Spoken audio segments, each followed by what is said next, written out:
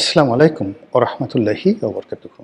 সম্মানিত দর্শক, ত্রয়োদশ জাতীয় সংসদ নির্বাচন নিয়ে নির্বাচনী মাঠের যত খেলাধুলার এটা রীতিমতো জমে উঠেছে।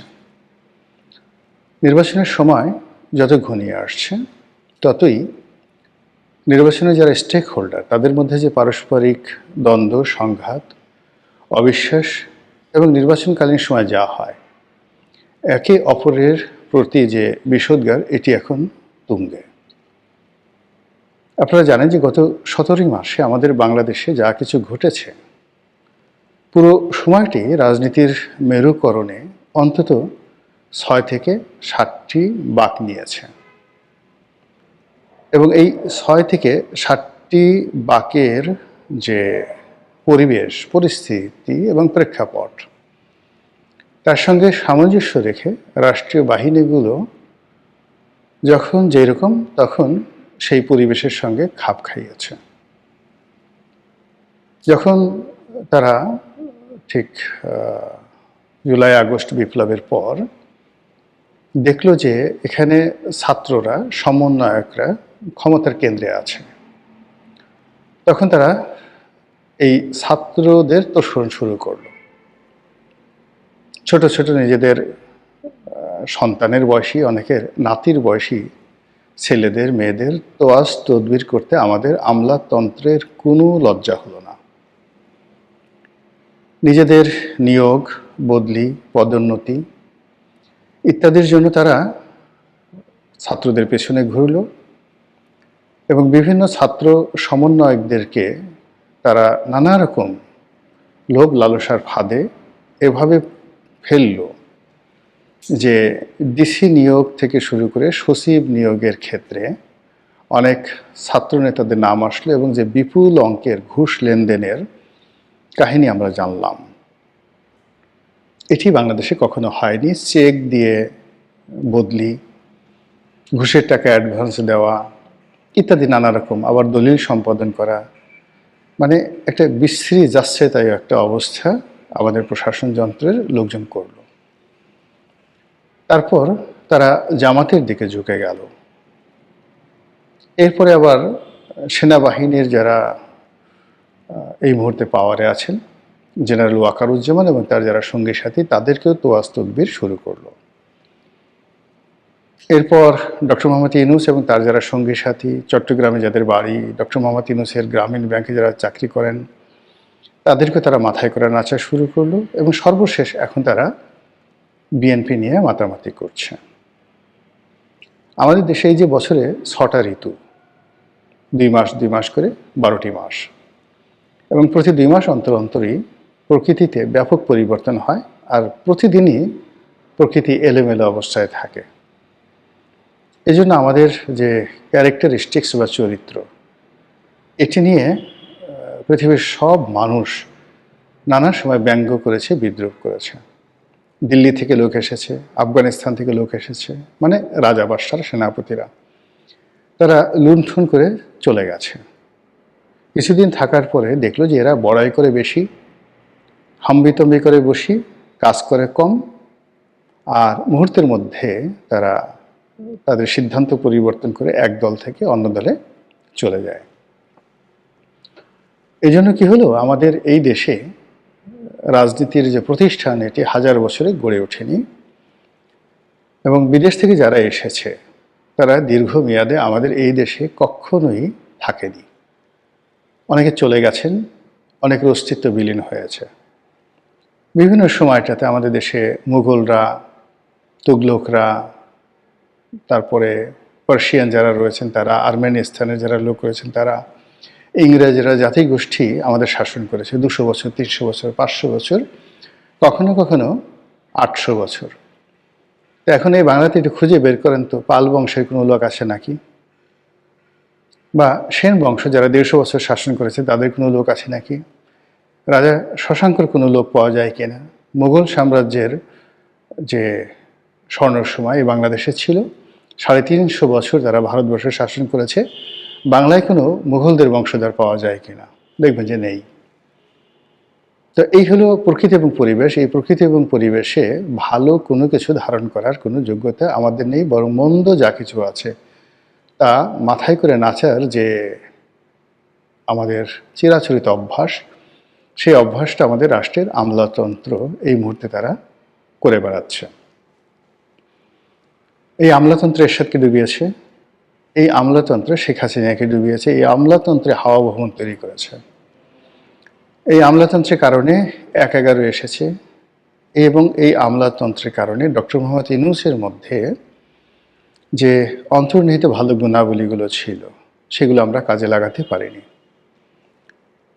অনেক আগে ডক্টর মোহাম্মদ ইউনূসের জন্য আমার খুব মায়া লাগে। অনেক আগে তিনি একটা লেখা লিখেছিলেন যে আমি যদি দুদকের চেয়ারম্যান হতাম। কোনো একটা পত্রিকায় তিনি লেখা লিখেছিলেন, অসাধারণ একটা লেখা। পুরোটা আমার মনে নেই, কিন্তু তার সেই লেখা হৃদয়, যুক্তি, আশা আকাঙ্ক্ষা, দুর্নীতি বন্ধ করার জন্য তিনি যেভাবে আকুতি জানিয়েছিলেন অনেক আগে। কিন্তু সেই মানুষটি যখন ক্ষমতায় এলেন, তার সরকারের লোকজন, তার উপদেষ্টার পিএস, এই পিএস দুর্নীতি করবে, এটা আসলে কল্পনাই করা যায় না। কিন্তু বাস্তবে সেটা হয়েছে এবং এই কাজের জন্য আমলাতন্ত্র একটা বিরাট ভূমিকা পালন করেছে। যে আমলারা 2 দিন আগে ডক্টর মোহাম্মদ ইউনূসের নাম জপতে জপতে আত্মহত্যার মতো অবস্থা তারা তৈরি করত, সেই আমলারা এখন বিএনপির নামে, তারেক রহমান সাহেবের নামে এখন রীতিমতো উট কুরবানি দেয়। তারা এখন বলবে যে না, এখন আর আমরা ছাগল কুরবানি দেব না, আমাদের নেতার অসম্মান হবে। নেতা অনেক বড়, তিনি ইংল্যান্ডে থেকে এসেছেন, কাজেই সেই নেতাকে খুশি করার জন্য আরব দেশের উট লাগবে, উট জবাই করবে, গরু ঠরু দিয়ে হবে না। এই হলো তেলবাজির অবস্থা। এর ফলে কি হলো, এই সমন্বয়করা, ছাত্ররা, এনসিপিরা, জামাত সবাই মিলে এখন এই প্রশাসনের বিরুদ্ধে নির্বাচনের আগের মুহূর্তে বিষোদ্গার করছেন। তারা বলার চেষ্টা করছেন যে প্রশাসন একটি বিশেষ দলকে মদদ দিচ্ছে। আবার অনেকে টিটকারি করে বলার চেষ্টা করছে যে তারা গুলশানকে কেবলা বানিয়ে ফেলেছে। বুঝতে পারে যে কত বেদনা হলে, কতটা কষ্ট হলে তারা এই ধরনের কথাবার্তা বলতে পারে। এখানে গুলশান বলতে বিএনপির যে কার্যালয়ের অফিস, চেয়ারপারসনের অফিস বা চেয়ারম্যানের অফিস, আর জনাব তারেক রহমান সাহেবের বাসভবন, এটাকে গুলশান বলে ইন্ডিকেট করা হয়েছে। আর অন্যদিকে যে দলটি, সেই দলটি সম্পর্কে যে কথা বলা হয়েছে সেটা নিঃসন্দেহে বিএনপি। আর এই ঘটনাগুলো নির্বাচনের পূর্ব সময়টিতে যখন জেলা প্রশাসক রূপে যিনি থাকবেন, ডিপটি কমিশনার, তিনি মূলত নির্বাচনের প্রধান কর্তা ব্যক্তি, জেলা রিটার্নিং অফিসার। তো এই জেলা রিটার্নিং অফিসারদের সম্পর্কে প্রধানতম যে স্টেক হোল্ডার নির্বাচনের বিএনপির প্রতিদ্বন্দ্বী জামাত এবং এই কয়দিন আগে যারা দেশ চালিয়েছে সেই এনসিপি, এবং এনসিপির সেই কর্তা ব্যক্তি, সেটা হাসনাত আবদুল্লাহ হন কিংবা ধরুন আসিফ মাহমুদ, সজীব ভুঁইয়া হন, তারা সেই কেউ নির্বাচন কমিশনে গিয়ে, কেউ বা মিডিয়ার সামনে এসে প্রশাসনের বিরুদ্ধে বিষোদ্গার করছেন। এবং এটার ব্যাপারে যদি প্রশাসন রেসপন্ড না করে, সরকার রেসপন্ড না করে, এমনকি বিএনপি যদি বিষয়টি রেসপন্ড না করে, তাহলে নির্বাচনের পথে যে কি পরিমাণ বাধা আসবে, আনএক্সপেক্টেড বাধা আসবে, যেটা আপনি আমি এখনো কল্পনাও করতে পারছি না। নির্বাচনের যে মাঠ, এই মুহূর্তে বিশ্বাস করেন বিএনপি চোখ বুজে হেলে দুলে জয়লাভ করবে। এমনকি যে পরিমাণ বিদ্রোহী প্রার্থী হওয়ার কথা ছিল, সেই পরিমাণ বিদ্রোহী প্রার্থী হয়নি। অল্প কয়েকটি জায়গাতে বিদ্রোহী প্রার্থী হয়েছে, এবং সবগুলো বিদ্রোহী প্রার্থীও যদি জয়লাভ করে, বিএনপির কিছু আসে যায় না। দ্বিতীয়ত, এখানে বিএনপির যারা প্রতিদ্বন্দ্বী প্রার্থী রয়েছেন, জামাত, এনসিপি, জাতীয় পার্টি কিংবা অন্যান্য যারা আছেন স্বতন্ত্র, কেউ বিএনপির কোনো প্রার্থীর সামনে দাঁড়াতে পারবেন আমার কাছে মনে হচ্ছে না সেটা। তো এখানে আসলে বিএনপির কোনো দালালি দরকার নেই, কোনো দাবিদারি দরকার নেই, কোনো ফেভার দরকার নেই।